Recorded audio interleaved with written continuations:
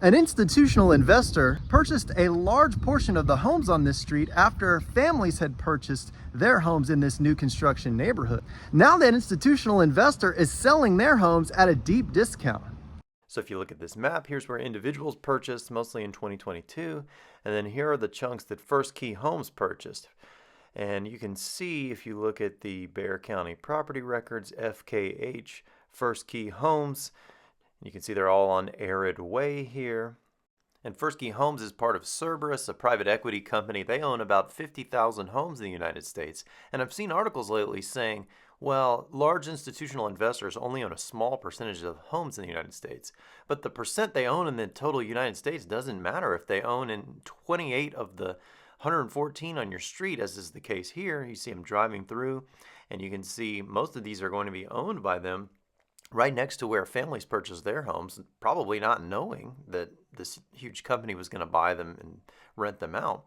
And so what that does is it means that they have a significant influence on what happens in terms of just the property values on this street. If they decide to sell at a big discount, that really affects the individuals who purchased on this street. They're in, I believe, 28 cities.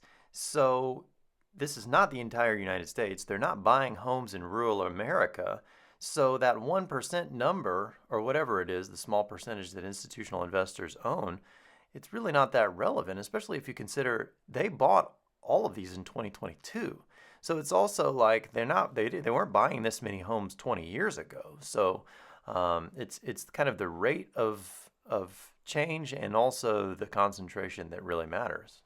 The one I'm in front of is being listed at $250 right now, and it was a $50,000 price reduction, but when it was being sold in 2022, when it was first built, it was actually listed at $330. So you're talking about nearly a 25% decrease from the peak in 2022. What do you think? Put in the comments. Do you think large investors should be able to purchase homes in new construction communities or existing neighborhoods? There's legislation proposed to potentially ban them from doing so, or even to potentially make them liquidate a portion of their portfolios. This neighborhood is the Silos by Lennar, so you can see they're kind of going for the Chip and Joanna vibes here with the grain silos. I kind of question how much actual grain is in those. But if you look here from one of the streets going past the pool, you can see in the background is a different neighborhood of new construction. And you can see there are a lot of what seem to be partially built homes that are not finished yet, but many of them. And then if you keep driving just a little bit right around the corner, this is the neighborhood that I'm covered in my other video about American Homes for Rent selling, which is a neighborhood by LGI where they're offering homes for $0 down. So my concern would obviously be if some of these are being sold at a deep discount, what happens to people who had $0 down if they lose their job or need to sell?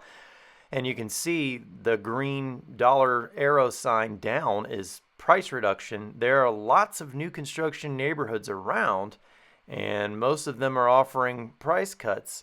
So when you hear real estate analysts nationally talk about we have an inventory problem, while that may be true in much of the rest of the country, it's only true in San Antonio from the standpoint of we probably have too much inventory.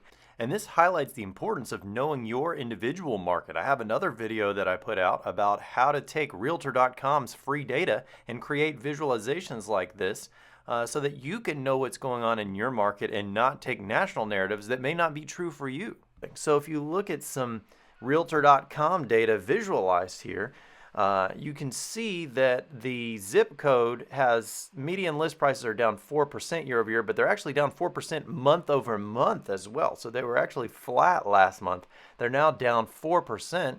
And the inventory, while it's not up here as much as much of the rest of the city, I mean, there are zip codes with 171% more inventory this April compared to last April.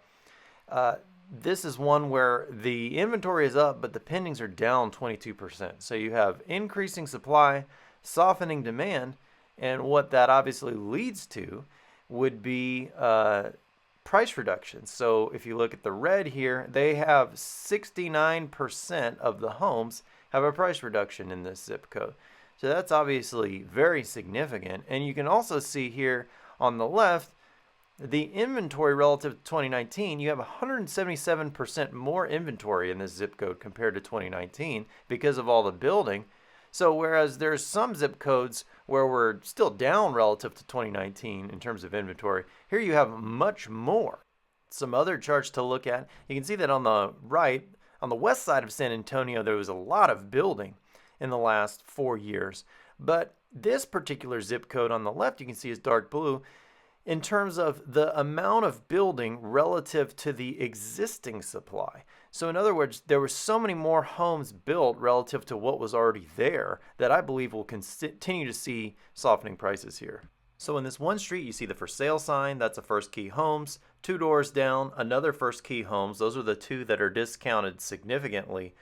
And if you go 2 more doors down, you'll have a home listed for sale by an individual, and that's sort of the effect here on the consumer.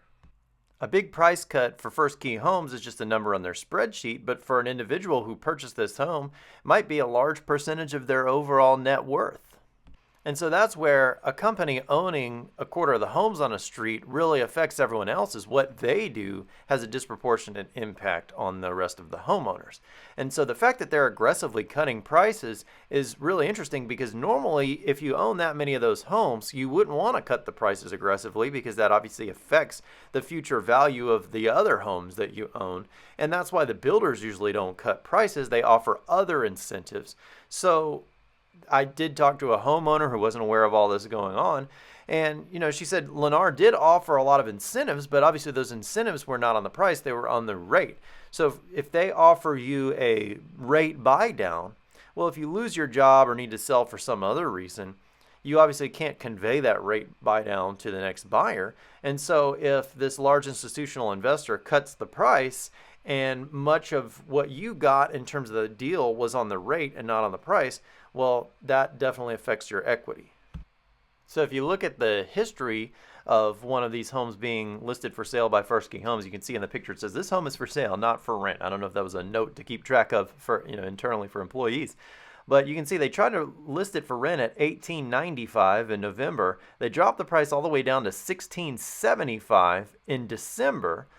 Prior to listing it for sale. But even if you go back to when they first purchased it in 2022, they originally listed it for $1,935 for rent, and then they dropped the price, eventually rented it for $1,745.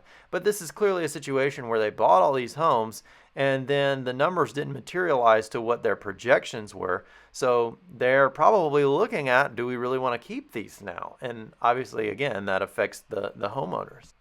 And I hear when people talk about housing affordability, if you hear these stats that 80% of families can't afford the median price home, people will say, oh, well, that's okay. The prices will stay high because institutional investors will just come in and buy the homes if families can't afford them.